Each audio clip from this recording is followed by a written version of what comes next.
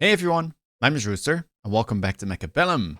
In today's video, we'll be on the test server against none other than SteelSane, trying out some of the new things that will be implemented. Now, the biggest change on the new patch is going to be, of course, that Fire Badgers are in starting packs, and well, it's no surprise, I guess, that on a test server game, both of us will pick the Badger pack when offered. So, I have a Supply Specialist, very nice specialist to have, just good scaling overall, and more money is always nice to have. SteelSane with my favorite specialist, Elite, and starting with Badgers and Crawlers, I have Badgers and Marksman. Now, going into this game, there was one build I wanted to try out, which was to run Scorching Charge and maybe Counterfire, because one of the big changes they've made to Badger, whilst nerfing its base stats and also nerfing Scorching Fire, is they again buffed Scorching Charge and Counterfire. So Scorching Charge now has 90% bonus hit points, up from 70, I believe. And Counterfire is up from 40%, I think, or 30% to now 50%. I mean, they've kept adding 10%, 10%, 10%. This is a lot of hit points to get for techs that are honestly rather cheap, sitting at 200. So I'm wondering, is this going to be something that we're going to see? This type of hyper-aggressive Badger style where you can even just throw them on the line and not really care about missiles, because as soon as I click Scorching Charge, their hit points are going to skyrocket, and I mean, if you missile them, then they're just going to immediately trigger the Scorching Charge. So that was the idea. Now, it looks like we're going to be in a crossfire. The map layout allows for a lot of different plays. So SteelSane opts to push the left side, adds 2 marksmen of his own, and I add 2 crawlers. Honestly, pretty mirrored matchup for now. SteelSane probably should be favored here with the double blue marksman, but it's always hard to judge these crossfires, Counterfire being the tech, of course. As, you know, you don't really know what's going to happen with those debuffs. Timings are important. He gets the first one. I quite rapidly get a debuff of my own, but honestly, neither of us is able to make good use out of it. So what's it really going to boil down to is what happens in the mid-round. Are we going to get a second tower debuff? Is he? Looks like that will be the case. And I mean, with that second debuff, we're probably going to be in trouble. None of my crawlers wanted to go over to his tower, and with a debuff, I imagine, plus the level 2 marksman being able to one-shot my badgers, we will be losing this one.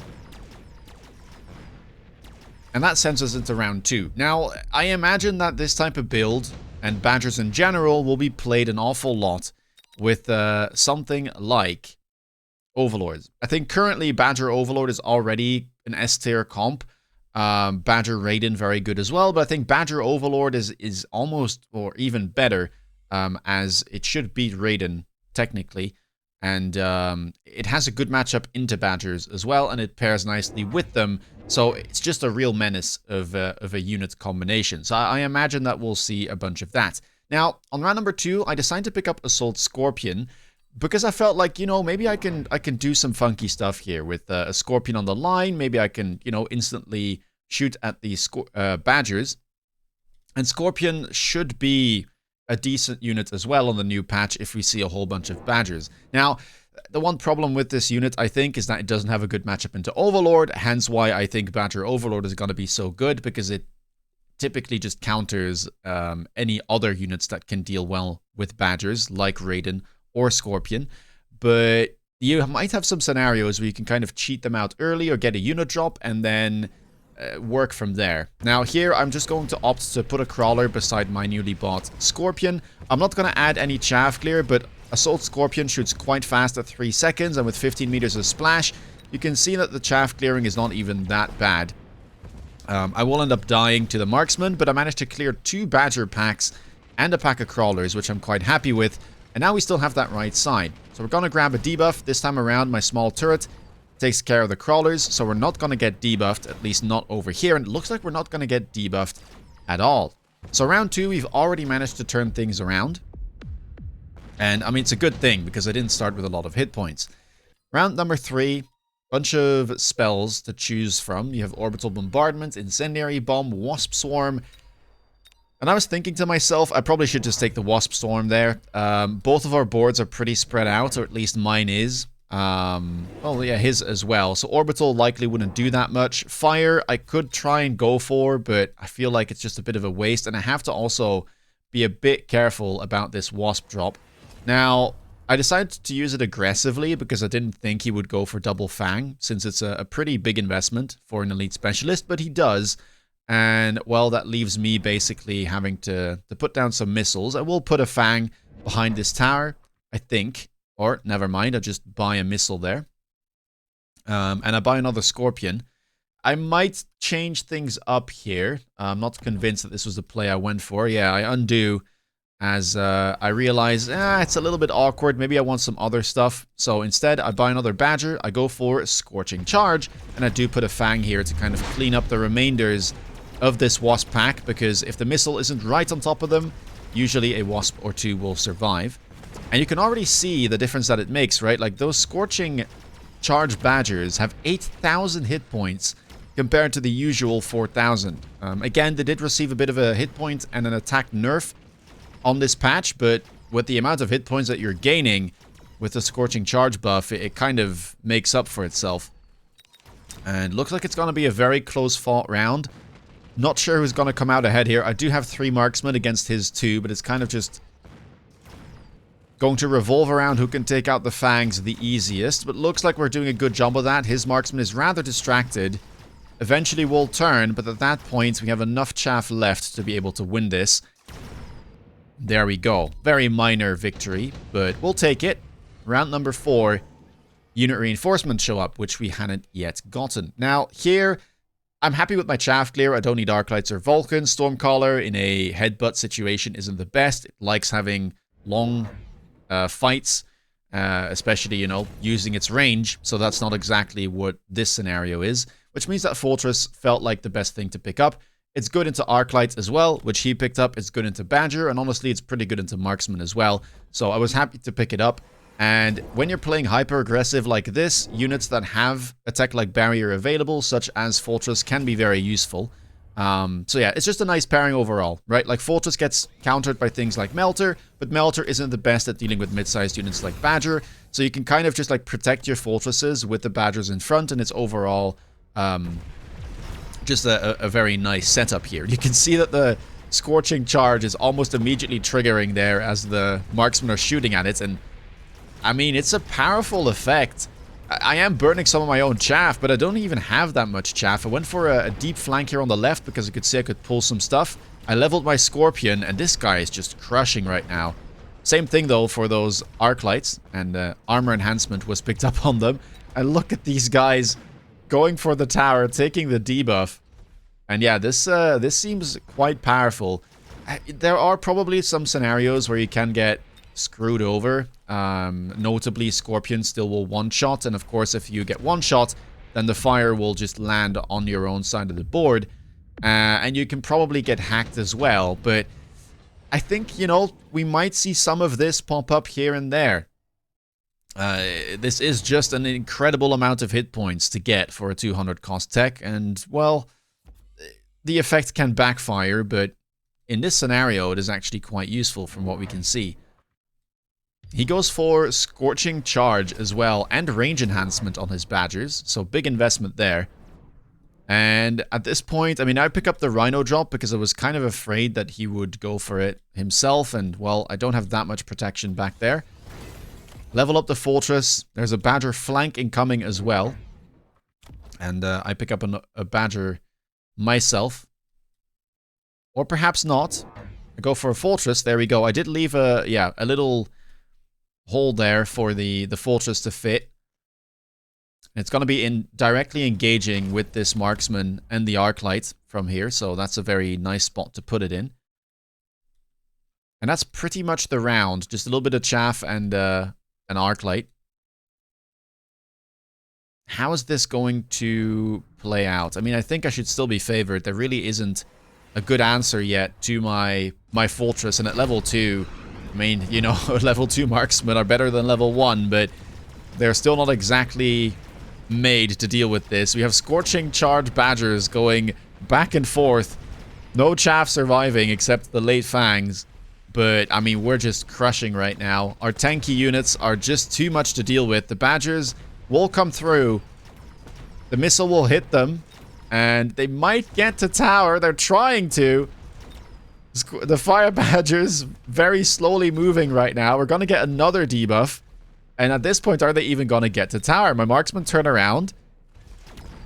And the poor Badgers are just not going to be able to make it across. That's also crazy, by the way. It felt like they got slowed down there, even after the debuff. So perhaps Scorching Charge eventually regains its normal speed. It doesn't seem like it keeps the speed boost forever. Rhinos here to pick up on round number 6. There was a Overlord as well, which is what Steel Stain went for. I was a little bit afraid of the Overlord, but I kind of wanted to wait it out and see what he was going to go for. Ideally, I probably should have picked up a marksman on the left. Instead, I armor the Rhinos to try and block these flanks. And we see Overlord Artillery Chin Gun being picked up for a Steel Stain. Another boat as well. He is facing my marksman right now, so that could be useful for us. I do run aerial specialization here. Made sure to get my techs on the test server. You have to complete one game, and then you get a whole bunch of tech points to try and make sure that you have all the adequate techs. Yeah, AA Marksman, quite an important one. Another fortress here gets picked up. I would love to go for something like Barrier here at some point. Go for a crawler in a shallow flank as well. This is quite common. If you put a unit here in this corner, it's a good thing to try and put a crawler over here because it distracts from getting insta-locked. So in this case, the Overlords won't immediately be able to take care of my fortresses. Now, I have no anti-air on the left as he moved his Overlords at the last second. My marksman will have to cut across and hopefully not burn up. But thankfully, there wasn't too much chaff clear, at least. We killed it instantly, so we get a debuff on the left side immediately.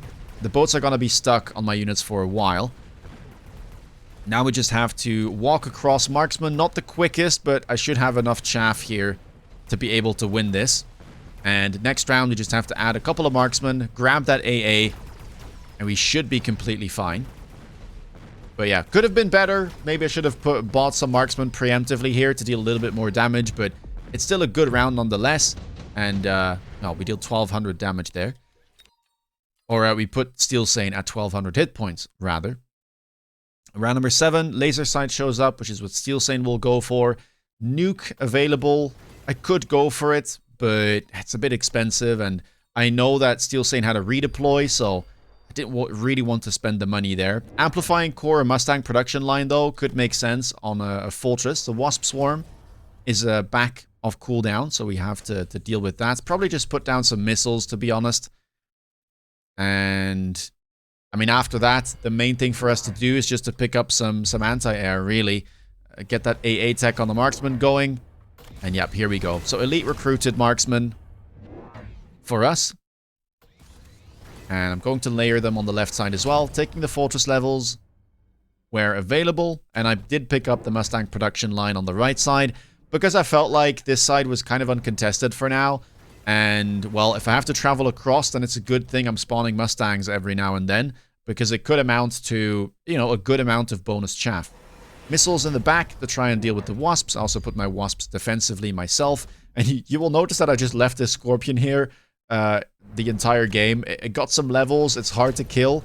It will probably die now, though, as we see that the level 3 Overlord has been added there, and a missile to kill the crawlers immediately. So, yeah, sadly, this Scorpion, while it did well, is not going to be able to do too much on round 7.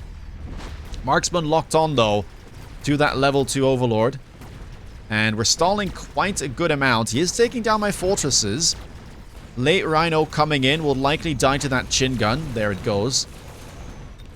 But the Wasps are distracting well enough. The Marksmen have locked on to the Overlord, and right side is still winning as it was in the previous rounds.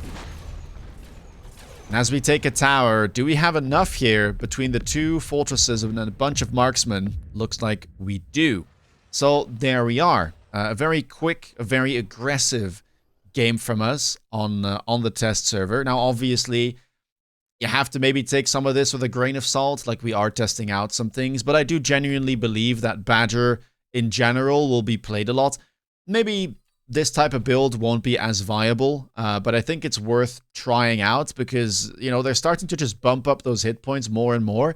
And at some point, I mean, getting 90% bonus hit points for a 200 cost tech has to be just good, right? I mean, we happily click armor for 50% bonus hit points on things like rhinos. I think that we will see some builds. But either way, yeah, Badger plus Bolt likely going to be very powerful. If you like this video, please leave a thumbs up. Let me know down below in the comments what you thought of it. Have you played on the test server? Have you read the patch notes? What do you think of them? Let me know. If you want to stay up to date on latest content, please consider subscribing. And if you want to see me play live, check me out on Twitch. With that being said, take care, guys, and see you in the next video. Bye-bye.